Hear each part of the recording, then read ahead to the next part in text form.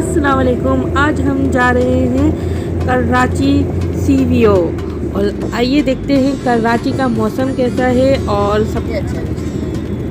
अस्सलाम वालेकुम मम्मी, कैसा लग रहा है? यहाँ पे मज़ा आ रहा है हैं? और आपको कैसा लग रहा है?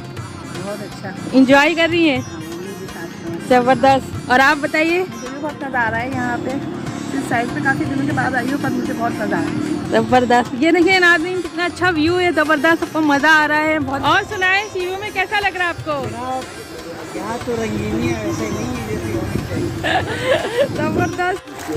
अस्सलाम वालेकुम, आपको सीयू में कैसा लग रहा है? आज का मौसम कैसा है? बहुत मज़ा आ रहा है मुझे, एकदम सर्दी, ऊपर से ठंडा ठंडा पानी है, खूब इंजॉय हो रहा है।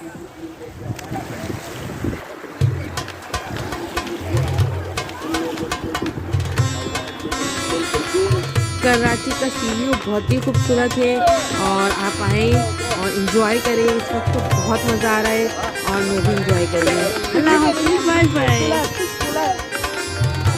अभी आप